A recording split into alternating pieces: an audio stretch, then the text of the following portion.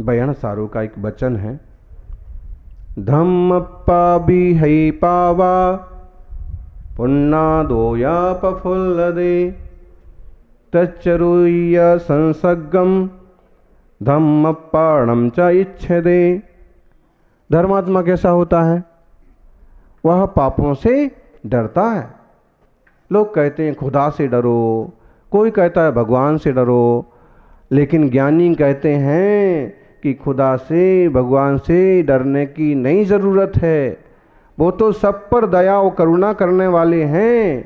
डरना है तो पाप से डरो। ऐसे भी बोलने वाले मिलेंगे, भाई पाप से डरो, पाप से डरो। मतलब अगर तुम पाप करोगे तो खुदा भी तुम्हारी रक्षा नहीं कर सकता, अगर तुम पाप करोगे तो भगवान भी तुम्हारी रक्षा नहीं कर सकता। इसलिए कहते हैं पाप से डरो। और महावीर स्वामी तो यहाँ तक कहते पाप से घृणा करो, पापी से नहीं। पापी को समझाओ, बुझाओ, उसको सही रास्ते पर लाओ। धम्म पापी है पावा। धर्मात्मा पाप से भयभीत होता है। पुण्य दो या प्रफुल्ल दे, और पुण्य के अवसर में प्रफुल्लित होता है, खुश होता है, प्रसन्न होता है। पुण्य का माहौल मिल गया, आनंदित होता है। अब देखिए, किसी को 2 दिन का अवसर मिल गया, किसी को 4 दिन का मौका मिल गया, वो श्रावक कितने खुश हो रहे। 4 दिन हमारे संग में मुनि, शहर में हमारे गांव में मुनि संग रहेगा, प्रसन्न है। धर्मात्मा धर्मी जनों के संग मिलने पर,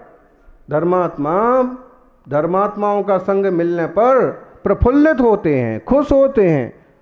बाहर से श्रावक आ रहे हैं, बोले यहाँ भोजन की व्यवस्था है, प्रवचन सुन करके, आहार देख करके भोजन करके जाना। और भूख सुनते हैं, सिर्फ भोजन की व्यवस्था। तो ये प्रफुल्लता होती है, तो ही सब व्यवस्थाएं जुटाई जाती हैं। खुशी है कि मुनिराज विराजें और बाहर से कोई धर्मात्मा आए तो वो भी भूखे प्यासे नहीं जाएं। और कभी भी किसी के यहाँ भोजन करने जाते हैं ना, तो मीन मेख नहीं करना चाहिए। कई लोग खा लेते हैं और फिर कहते हैं ये नहीं था, वो नहीं था, ये कमी थी, वो कमी थी। कभी भी, कहीं भी। क्यों? सामने वाला जानता है उसने ये व्यवस्थाएं कैसे जुटाई। अगर तुम प्रसन्नता से इतना कह के आओगे बहुत अच्छा लगा, धर्म ध्यान करके भी अच्छा लगा, और आपका अतिथि सत्कार भी बहुत बढ़िया लगा, इतने से वो सब लोग खुश हो जाएंगे। हम तो साधु मुनियों को भी कहते हैं कि कभी कहीं अंतराय भी हो जाए तो खुशी खुशी आशीर्वाद दे के आओ, बोलो कोई बात नहीं, तुमने तो अपना कर्तव्य निभाया, हमारा कोई कर्म का योग था कि चर्या नहीं हुई, फिर भी आप हमेशा साधुओं की सेवा करते रहो, पुण्य कमाते रहो। उसको डांट पीट करके मत आओ, देखते नहीं हो, शोधन नहीं करते हो, अंधे हो क्या, अंधा करा दिया, ऐसे कुछ भी, तो उसको कैसा लगेगा? आगे के लिए हतोत्साहित हो जाएगा, करेगा ही नहीं। ऐसा बड़ी मंत्रा होता है, मैं तो नहीं करूँगा। एक सज्जन मिले और खूब सेवा करते, खूब आगे पीछे शुद्धि अभिषेक दिखाना, भैया वृत्ति करना। किसी ने टोका महाराज ने कि भैया आप इतना सब कुछ करते, आहार क्यों नहीं देते? वो कहने लगे 30 साल पहले मेरे घर में अंतराय हो गया था, तब से मैंने नियम ले लिया कि कभी आहार नहीं दूंगा। अरे भाई, ऐसे भोंदू लोग भी मिल जाएंगे आपको। तो और कोई हतोत्साहित और कर दे। देखो, साइकिल से कौन गिरता है बताओ? गाड़ी से कौन गिरता है? 2 व्हीलर से जो चलाता है, चलाना सीखता है, वही गिरता है। और कोई घर में ही बैठे रहे सोफा सेट पर, वो गिरता है कभी साइकिल से? ऐसे ही अंतराय किसके हाथ से होता है? जो रोज रोज सेवा करता है, रोज रोज आहार देता है, और शुरू में जब सीखता है तो भले गिर पड़े साइकिल से, लेकिन बाद में 100 बार में से एक आध बार गिरे तो गिरे, नहीं गिरे तो चलता ही रहे। बाद में तो इतना परफेक्ट हो जाएगा कि 2-4 को खुद और बैठा के ले जाएगा। अभी एक साइकिल वाला निकला यहाँ से, उसने 6 बिठा रखे थे। मौजमाबाद है, सभी मौजमात 6।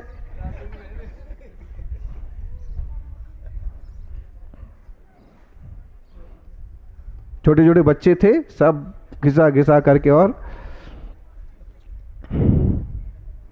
धर्मात्मा पापों से डरता है, पुण्यात्मा मिल जाए तो प्रफुल्लित होता है। तत्रुई संतगम, तत्व रुचि करता है, तत्व की चर्चा हो बड़े आनंद से सुनता है।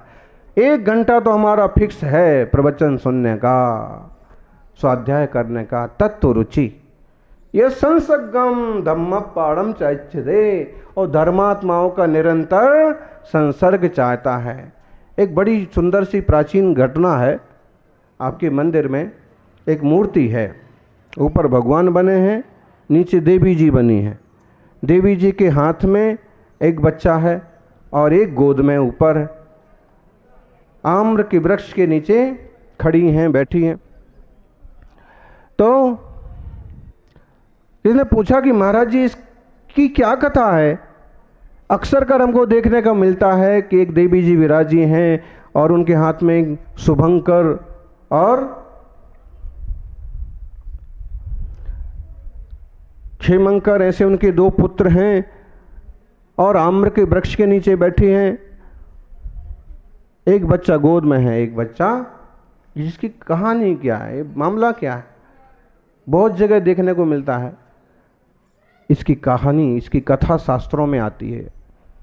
लगभग 1700 साल पहले के ग्रंथों में भी वो कथा मिलती है कि गिरिनगर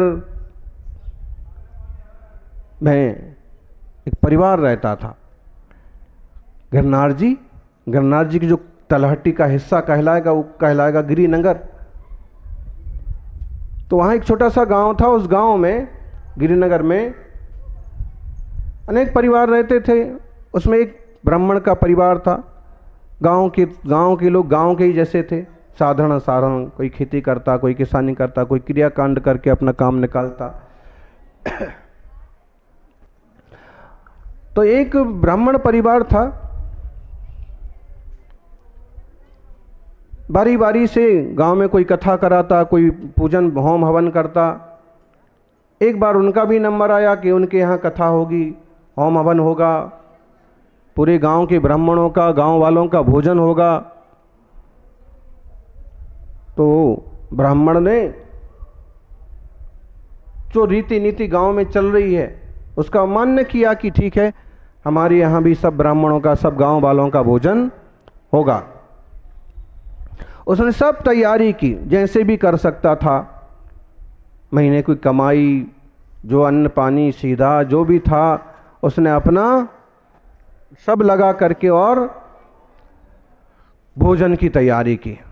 भोजन के पहले किसी पूजन वगैरह के निमित्त से चले गए। पूजन वगैरह की कथा की। इधर ब्राह्मणी घर में थी।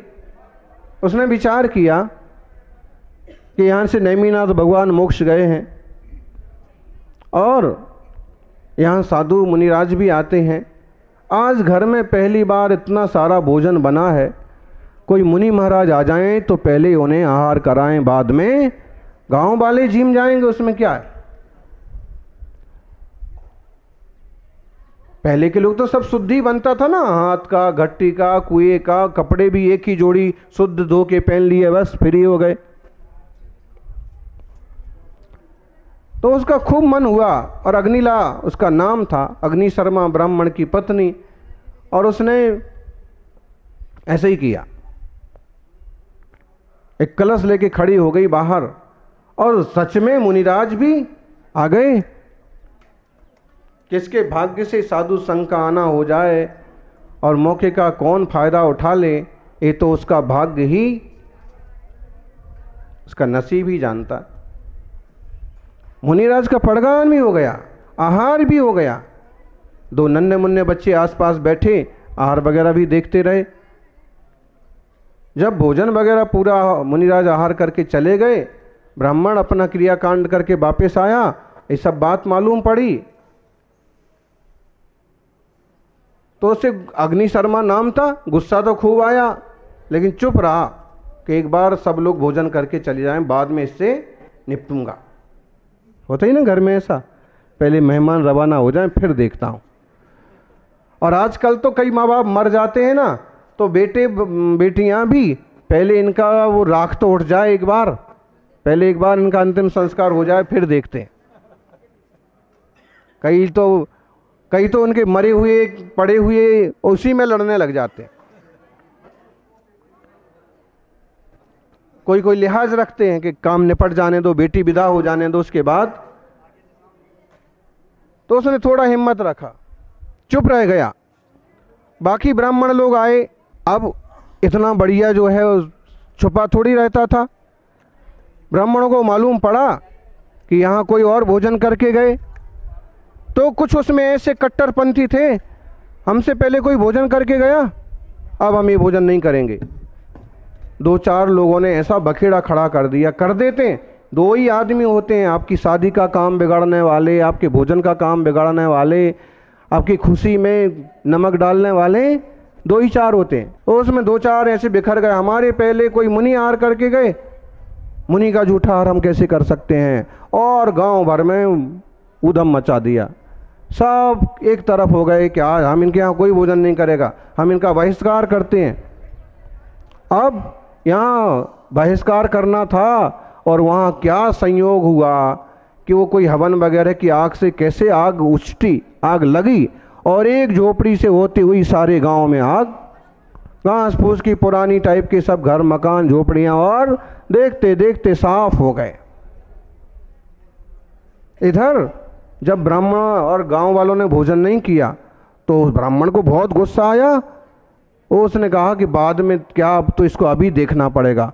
इतना गुस्सा किया पत्नी को, यहाँ तक चोटी पकड़ के पीट दिया और धक्का देके बाहर निकाल दिया। सारे गांव में मेरी बेइज्जती करा दी, बर्बाद कर दिया, ये कर दिया, वो कर दिया। वो हाथ जोड़ के बोलती कि एक मुनिराज ने आहार किया, महान पुण्य का काम हुआ।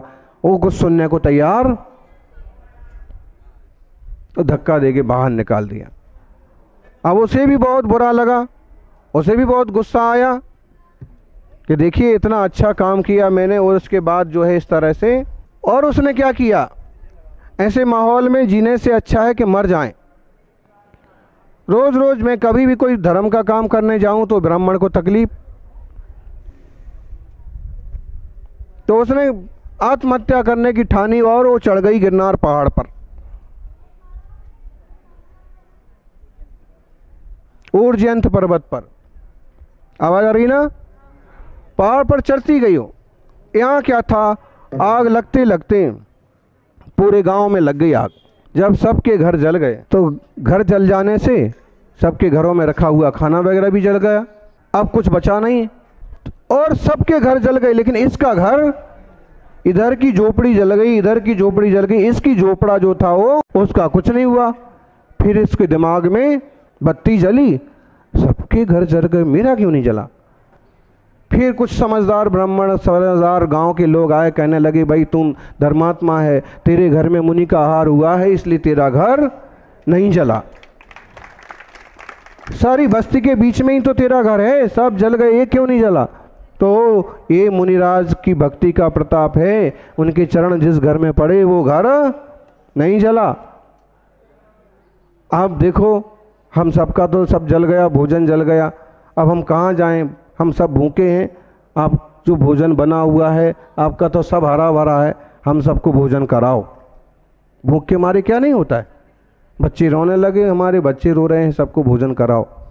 अग्नि शर्मा, नाम ही था उसका अग्नि शर्मा, गुस्से में फिर दहाड़ने लगा कि तुम लोगों ने मेरी पत्नी को पिटवा दिया, उसको घर से निकलवा दिया, और तब भुखमंगे सब यहाँ आ गए खाने को। आप सबसे पहले मेरी पत्नी को ढूंढ के लाओ, फिर भोजन मिलेगा। भोजन तो तुम लोगों को है, खा लेना, लेकिन ऐसे नखरे करते हो, मुनि के आहार के बाद भोजन क्यों नहीं हो सकता है। और उसने खूब फटकार लगाई, और जब ये चमत्कार देखा, गांव वालों से सुना कि मुनि भक्ति से तुम्हारा घर बच गया, तो भागा भागा गया। फिर किधर गई, कुछ लोगों ने बताया इधर गई, और गिरनार पहाड़ पर वो भी दौड़ा दौड़ा गया। शेर वाला गिर का जंगल, हाथ में बड़ा डंडा लिए और थका हारा चीखता चिल्लाता, कहाँ है अग्निला, कहाँ है? तो अग्निला तो चढ़ती चढ़ती पहली टोंक से भी आगे भागी, दूसरी टोंक पर चढ़ गई जहाँ अंबिका का मंदिर है। ओ दूसरी टोंक पर चढ़ गई और उसने देखा कि ये तो डंडा लेकर के भागा भागा आ रहा है। अभी लगता है इसकी अभी इच्छा पूरी नहीं हुई, और पीटेगा और बदनाम करेगा और डंडे मारेगा, ये अब तो मरना है तो अब मरना ही ठीक। और उसने नेमिनाथ भगवान को याद किया, वहाँ की भूमि को नमन किया और उस पहाड़ की चोटी से कूद गई। पहाड़ की चोटी से कूदने पर चौथी टोंक से गिरे तो कौन बचे? दूसरी टोंक के पीछे भी बहुत खाई है, वो चरण जो है दूसरी टोंक पर उसके पीछे जस्ट बड़ी खाई है, वो पूरी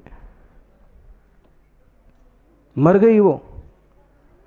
अब वो आया उस डंडा लेके और देखा कि यहाँ तो अग्निला है नहीं, अभी नीचे से तो यहाँ दिख रही थी, अब तो यहाँ दिख नहीं रही, कहाँ गई? उसके दो छोटे बच्चे थे, वो भी भागते दौड़ते वहाँ पहुँच गए।